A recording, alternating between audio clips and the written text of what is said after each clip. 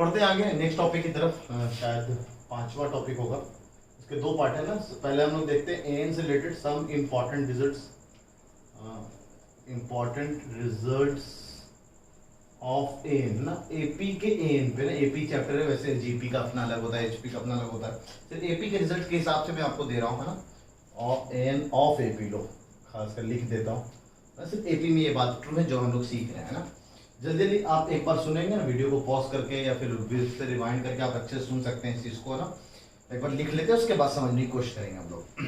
कहता है if two APs have same common difference, if two APs have same common difference bracket में may or may not have same first term, may or may not have same first term, then the difference between their corresponding terms is always same, then the difference between their corresponding terms is always same। NCERT में एक सवाल दे रखा है, इस पे example से समझने की कोशिश करते हैं। एनसीईआरटी में सवाल दे रखा है, जो भी एमई में पूछेगा, पता ना पहला रिजल्ट एमई में पूछा हुआ है ये ना।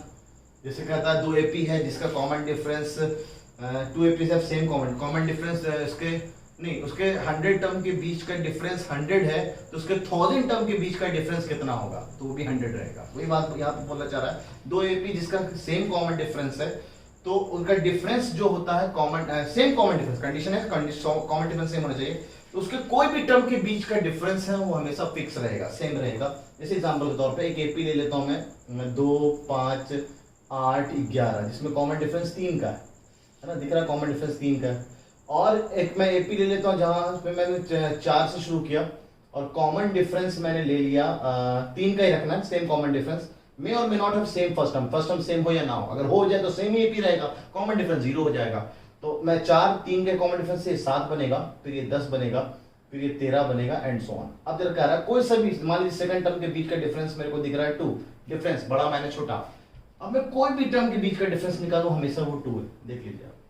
तो इस पे बेस्ड एमई में आ चुका है सवाल, आपको कैलकुलेट करने की जरूरत नहीं, डायरेक्ट रिजल्ट याद रखें। रिजल्ट नंबर 2 है ना, R2 R1। Result number 2, if mth term of an AP is n, if mth term of an AP is n and its nth term is m and its nth term is m, then its pth term is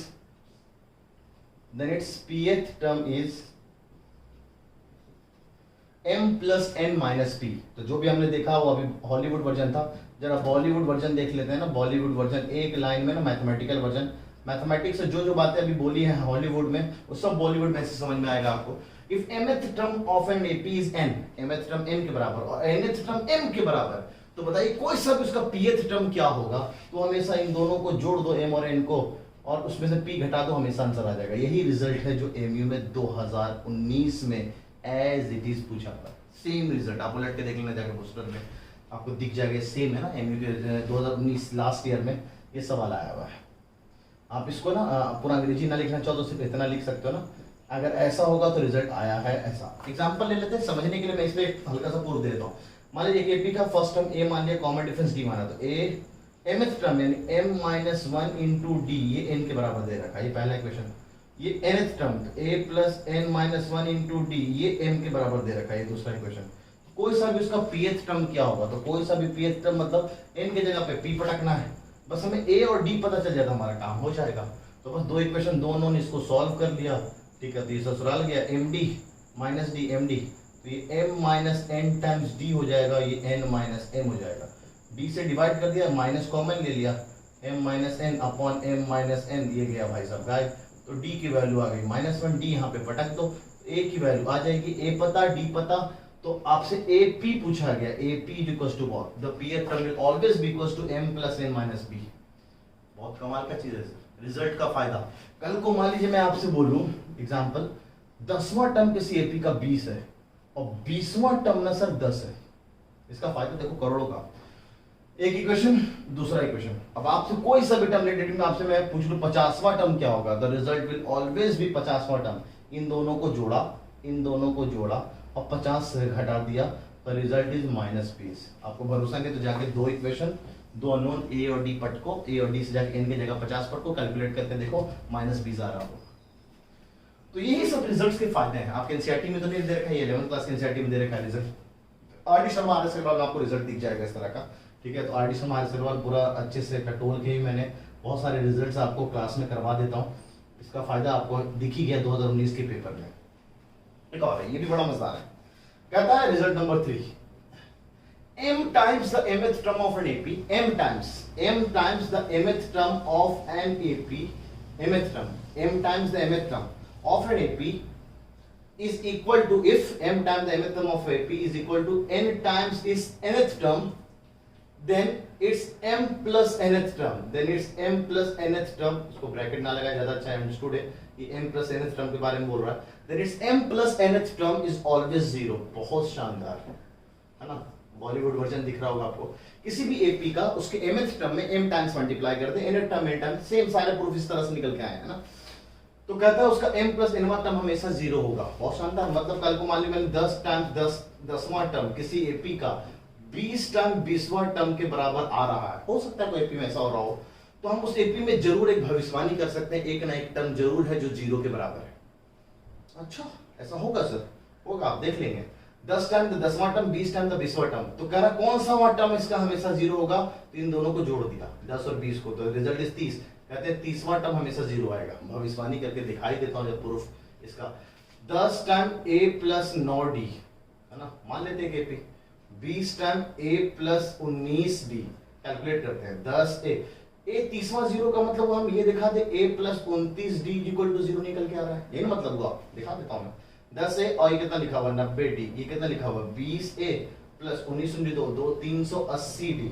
20 को इधर लाया तो ये 10a हो गया, 90 जाके इधर ले गया तो ये हो गया 290 है ना। d इज इक्वल टू 0, 10 से काट दिया, 10 से डिवाइड कर दिया तो ये a plus 29d is equal to 0 आ गया। खुश, तो बड़े आराम से हमेशा ये प्रूफ है ना, मतलब कल को अगर आपको प्रूफ करने जाए, एनसीईआरटी में दे रखा है सवाल, तो प्रूफ करने में टाइम लगेगा, तो रिजल्ट हमेशा याद रखने का आपको। रिजल्ट नंबर 4 कहता है कि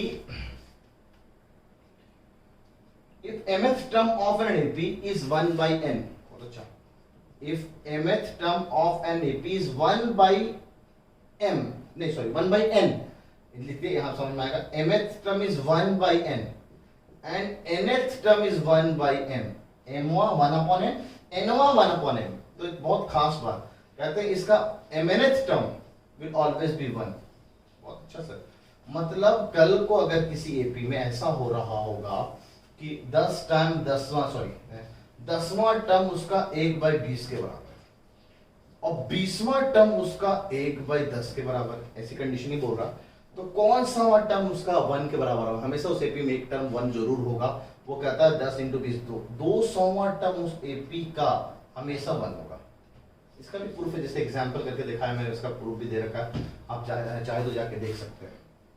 और 5वां रिजल्ट तो बड़ा शानदार है, ये सेम रिजल्ट आपको सम में भी दिख जाएगा।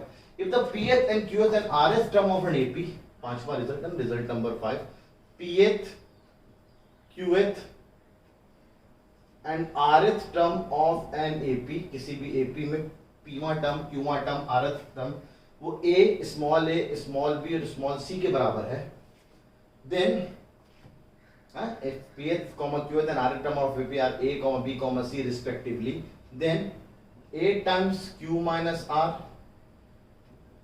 b times r minus p, c times p minus q will always be equal to 0। Pattern को पकड़ेंगे आप, जब यहाँ a लिया तो इन दोनों को माइनस किया गया q और r को, जब b गया तो एक स्टेप आगे गए r minus p, cycle order ना, r माइनस p, और जब c में गए तो p माइनस q आ गया। कहते ये रिजल्ट हमेशा 0 निकल के आएगा जब भी ये कंडीशन फुलफिल होगा। आरडी शर्मा में जाके प्रूफ आप देख सकते हैं, बड़ा आराम से प्रूफ इसी अंदाज में निकल के आएगा। ठीक है, ए और डी निकालेंगे, सेफ्टी का और लाके यहाँ पटक देंगे, सेटिस्फाई करा देंगे। तो इस तरह से हम लोग कर सकते हैं। फाउंडेशन वाले बैच में हर चीज का प्रूफ दे देता हूँ। आपके पास प्रूफ इंपॉर्टेंट नहीं है, आपके लिए खास कर रिजल्ट इंपॉर्टेंट है। तो यहाँ तक उतार लीजिए जो कुछ भी आपको उतारना है ना। पॉकेट बुक में कुछ ज्यादा ही रिजल्ट है आपके पास, है ना। तो जो मेन रिजल्ट है वो मैं आपको क्लासरूम में करा दे रहा हूँ। ठीक है, पॉकेट बुक को मैंने बताया था आपको, एनटीएससी और ओलंपियाड के हिसाब से भी मैंने अरेंज किया हुआ है, मतलब बनाया हुआ है। और भी जैसे जामिया का लेवल थोड़ा ऊपर, थोड़ा बहुत चीज़ें मैंने एक्स्ट्रा भी इसमें ऐड किया हुआ है। इसका नुकसान ये नहीं होगा कि आप मतलब अगर वो पढ़ लोगे तो आपका फायदा नहीं आने वाला। कल को एमयू दिख रहा है आपको बेस्ड ऑन एनसीईआरटी सवाल बहुत करा रहा है ना, एनसीईआरटी से बाहर बात कर रहा है, तो उसमें बहुत फायदा हो सकता है आपको अगर उस लेवल तक की आप तैयारी कर लो। आते हैं some important result related to S n of an AP, है ना। अब एस एन पे आ जाते हैं ना, एपी का एन हो गया, जरा एस एन को देख लेते हैं। रिजल्ट नंबर 1 कहता है sum of P terms of an AP, sum of P term, ये फर्स्ट पी लगा दो, सब भी एक है। अब मैं हॉलीवुड वर्जन ना मैं बॉलीवुड वर्जन लिख रहा हूँ। Sum of first P term of an AP is Q and sum of Q terms is P, P term का सम क्यू, क्यू टर्म का sum P. Then the sum of its p plus Q term, p plus Q term का sum निकालेंगे तो हमेशा minus p plus Q के बराबर आएगा। क्या शानदार रिजल्ट होगा। प्रूफ करने जाओगे, एक इक्वेशन यहां से a और d में निकलेगा, एक इक्वेशन यहां से a और d में निकलेगा, a और d फाइंड करो, फिर लाके यहां पटको, आपको ये रिजल्ट दिखेगा। तो बोर्ड्स के लिए जितने भी रिजल्ट है सब अपने में इंपॉर्टेंट होते हैं, लेकिन बोर्ड तो अब आपको देना नहीं, कॉम्पिटिशन के हिसाब से रिजल्ट याद रखेंगे, एग्जाम्पल समझने की कोशिश करते हैं। मान लो पहले 10 का सम 200 और पहले 200 का सम 10, हो सकता है डिक्रीजिंग एपी हो, यहाँ पे ऐसा पॉसिबल हो सकता है। तो अगर आपसे बोला जाए पहले 210 टर्म का सम कितना आएगा, तो हमेशा इन दोनों का सम माइनस, तो जो भी यहाँ लिखा उसका निगेटिव कर देंगे, हमेशा आंसर ये आएगा। बड़ा अच्छा है। तो कंडीशन याद रखेंगे तो रिजल्ट अपने आप, यहाँ रिजल्ट भी याद रखेंगे तो आंसर हमेशा आप कह सकते हैं। जैसे उधर रिजल्ट है उसी से मिलता जुलता एक रिजल्ट है यहाँ भी। If sum of m terms of an AP is equal to sum of its n terms, then sum of m plus nth term is always 0। क्या बात है। पहले 10 का सम पहले 20 के बराबर आ रहा है, हो सकता है ना इंक्रीजिंग और डिक्रीजिंग एपी में ना, पहले 4 और पहले 13 का सम, जो सवाल किए थे। तो कहता है हमेशा sum of first m plus n term, m plus n क्या हुआ 30, है ना, पहले 30, तो 10 प्लस 20 30 का सम हमेशा 0 आ रहा होगा। अच्छा है, वो एग्जांपल में जाकर अप्लाई करके देखें आप, ठीक है। अच्छा ये 2013 में आया हुआ रिजल्ट है ना, देखा एमयू में अगला जो रिजल्ट आने वाला रिजल्ट नंबर 3, ये एमयू में 2013 में एज इट इज रिजल्ट आया हुआ, फिर से पूछा है ना। आप एनसीईआरटी में दूर दूर तक नहीं है, आप दूरबीन से भी देखेंगे तो नहीं दिखेगा एनसीईआरटी में, लेकिन फिर भी आपको रिजल्ट याद रखना जरूरी है। कहता है pth term of an AP, pth term से बात कर रहा है, pth term is 1/q and qth term is 1/p, then sum of pq terms is always 1/2 pq plus 1। ये पूछा था as it is result। अगर ऐसा हो तो ये बताइए pq टर्म का सम क्या आएगा। पहला इक्वेशन है ना, थोड़ा सा इक्वेशन आपको आसान कर देता हूँ। a plus p minus 1 into d 1/q के बराबर, ये दे रखा है ना pth टर्म, n की जगह p पटक देंगे। qth term a plus q minus 1 into d, ये 1/p। Equation number 1, equation number 2, यहां से a और d कैलकुलेट किया और यहां लाके पटकना है। s pq क्या होगा pq/2 n/2 2a जो लाया यहां पटको, प्लस pq minus 1 इंटू जो भी d यहां कैलकुलेट किया यहां पटको, सॉल्व करोगे ये आंसर निकल के आएगा।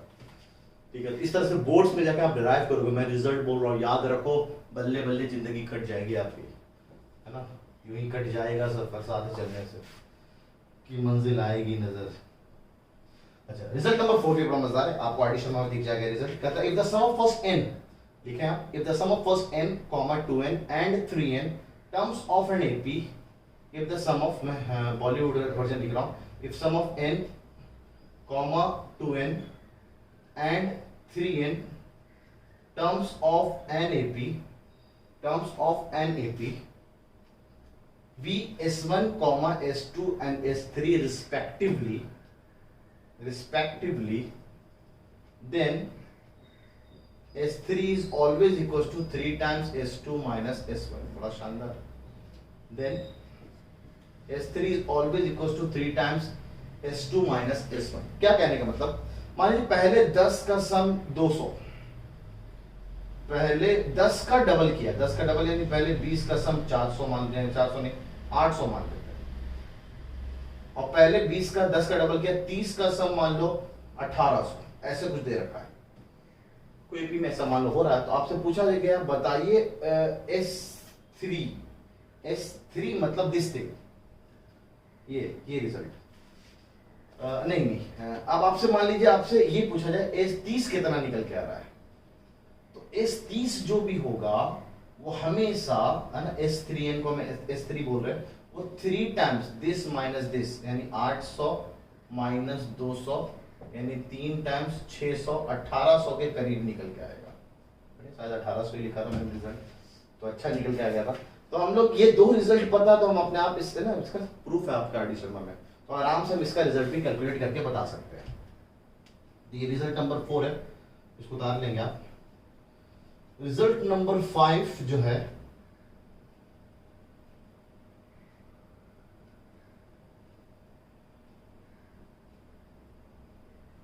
वो कहता है, उसी से मिलता जुलता है थोड़ा सा, ठीक है। If the sum of first p, q and r term, यहाँ रिजल्ट नंबर 5 से मिलने वाला है same. If the sum of first p, q and r terms, sum of first p, q and r terms of an AP is a, b and c, a, b and c respectively, then यहाँ लिख दे रहा हूँ, then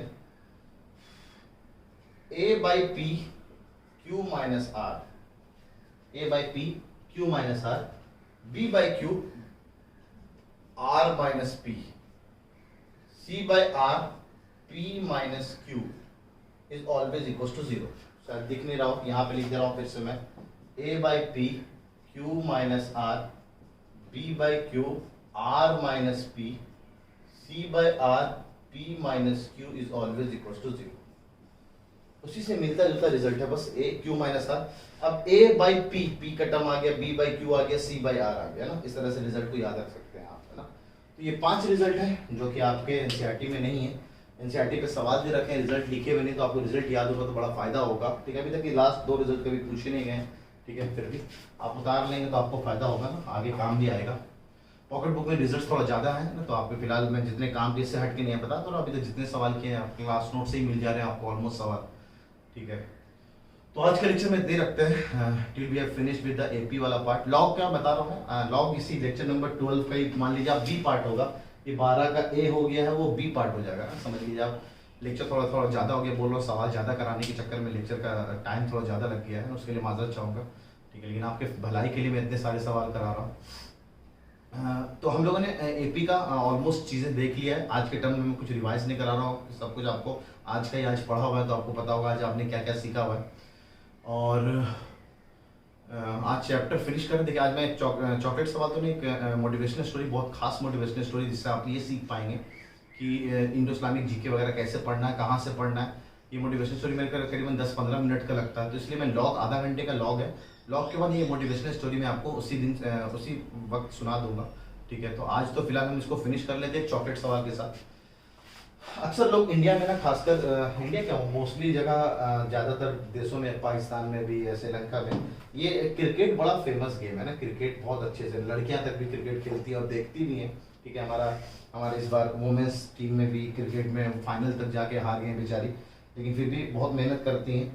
तो मैं बस यही देखना चाहता हूँ कि आपका क्रिकेट का नॉलेज कितना है ना। एक IQ सवाल क्रिकेट पे बेस ना, क्रिकेट पे बेस देखते हैं आप लोग कितना आता है। वीडियो को पॉज कर लेना जैसे सवाल एंड होगा, फिर आप ट्राई करना कि आंसर क्या है, और यूजुअली आपका आंसर क्या आ रहा है, मेरा आंसर क्या और आपका आंसर क्या है। मान लो बैट्समैन ना उतर रहा है, IAS में पूछा हुआ सवाल है, अगर आप बना दे रहे हैं इस सवाल को तो सच में आपके पास यूनिक टैलेंट है ना, चीज़ों को समझते हैं। आपको कंडीशन नहीं पता तो मैं बता सकता हूँ, कंडीशन सबके लिए हो सकता है, बहुत लड़कियों को नहीं पता होता कि इसके रूल्स क्रिकेट के, फिर भी बता रहा हूँ।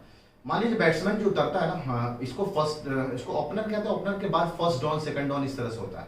मान लो डाउन नाम निकाल के मैं ऐसे करूँ, first number, second number, third number, fourth number, fifth number, ऐसे 11 बैट्समैन होते हैं ना। तो 11 में उतरते तो सिर्फ 10 ही है ना, एक तो नॉट आउट चला जाता है। तो अब मान लीजिए एक नॉट आउट जाता है ना, कोई ना कोई एक बंदा नॉट आउट जाता है। एक गेम ऐसा हुआ जहां पे बॉलर बहुत धांसू है ना, बहुत भयानक बॉलर था, वो हर बॉल पे ना बोल्ड मारता था। 2 बॉलर, दोनों बोल्ड, ऑब्वियस बात है 10 बॉल में पूरा गेम खत्म हो जाएगा ना, 10 विकेट गिराने हैं, तो 10 बॉल में पूरा विकेट और सब बोल्ड होके जा रहे हैं, है ना। तो आपको ये बताना पहला नंबर, दूसरा नंबर, तीसरा नंबर, चौथा नंबर, इस तरह से सारे नंबरिंग करके लोग उतर रहे हैं, सबके टी शर्ट में नंबरिंग लिखा 1 2 3 4 5 6 7 8 9 10 11 तक। तो आपको ये बताना है कि अगर इस तरह से किसी गेम में हो रहा है कि सब बोल्ड होते जा रहे हैं, बोल्ड, कोई नो बॉल वगैरह नहीं, कोई वाइड वगैरह नहीं हो रहा, जो भी हो रहा है सब आ रहा है, एक बॉल पे बोल्ड होके चला जा रहा है, तो कौन से नंबर का बैट्समैन है ना, नंबर बोल रहा हूं मैं, और डॉन वगैरह नहीं बोला, बहुत बच्चे कंफ्यूज हो जाते हैं। नंबरिंग सब पे टी शर्ट में नंबरिंग लिखा 1 2 3, और उसी ऑर्डर से उतरते हैं वो लोग, 1 फिर 2 उतरेगा, फिर 3 उतरेगा। तो कौन से नंबर का बैट्समैन नॉट आउट जाएगा, नॉट आउट मतलब वो आउट ही नहीं होगा। वीडियो को पॉज करके आप कोशिश करें। चलिए आते हैं आंसर्स पे। लोग बोलते हैं, कुछ लोग बोलते हैं सर दूसरा नंबर, कुछ लोग बोलते हैं सर 11वां नंबर, कुछ लोग बोलते हैं सर 10वां नंबर, कुछ 6 बोलते हैं, कुछ 7 बोलते हैं, कुछ 8 बोलते हैं। तो मेरे हिसाब से जो इसका सही आंसर है ना, देखते हैं। पहला बैट्समैन यहाँ पे, दूसरा बैट्समैन यहाँ पे, 2 नंबर का बैट्समैन, पहला आउट हुआ। पहला आउट होने के बाद तीसरा वाला आएगा, जब तीसरा वाला आएगा तो तीसरा भी आउट, चौथा भी आउट, पांचवा भी आउट, छठा भी आउट, सातवां भी आउट, दूसरा अभी भी यहीं पे है, सातवां भी आउट हुआ। 6 बॉल होते हैं एक ओवर में ना, तो सातवां भी आउट। अब जैसे ही 8वां आएगा तो करेक्ट आंसर इसका 8 है। 8वां जब भी आएगा तो कहते हैं वो ना इंटरचेंज हो जाता है ना, प्लेयर इंटरचेंज होता है अगले ओवर में। ये भी क्रिकेट का रूल है। तो अब ये वाला बंदा क्योंकि बोल्ड हुआ है, कैच नहीं हुआ, बोल्ड हुआ है, तो बंदा दौड़ा वड़ा कुछ नहीं है, यहाँ पे पहुंच गया, वो दूसरा नंबर यहाँ पहुंच जाएगा। अब दूसरा जो बॉलर आएगा वो भी बोल्ड मारेगा तो दूसरा भी आउट। 8वां नंबर उल्टे साइड, नॉन स्ट्राइकर साइड पे उतरा हुआ है, 8वां इधर, दूसरा आउट, 9वां भी आउट, 10वां भी आउट, 11वां भी आएगा, 11वां भी आउट। तो 8वें नंबर का जो बैट्समैन था उसको उतरना इधर नहीं, इधर उतरेगा, तो 8वें नंबर का बैट्समैन नॉट आउट जाएगा। तो बहुत यूनिक, बहुत शानदार सवाल है, आईएएस में पूछा हुआ, आपने अगर कर लिया हो तो बहुत महान है आप। ठीक है, तो आज इतने रखते हैं, उम्मीद करते हैं आप लोगों को मजा आ रहा होगा। ठीक है, कुछ भी दिक्कत हो आज के लेक्चर ब्लॉग के बाद आपको बेसिक्स और नंबर सिस्टम का जो पैकेज है उसका डिस्कशन में पोस्ट कर दूंगा। तो लॉग के बाद we will start with the trigonometric chapter ना, 4th चैप्टर वही शुरू करेंगे हम लोग। टिल दिन आप अपना ख्याल रखें, घर पे रहें, सोशल डिस्टेंसिंग को मेंटेन करके रखें, लॉकडाउन के मजे लें, लॉकडाउन 4 आने वाला है अब। ठीक है।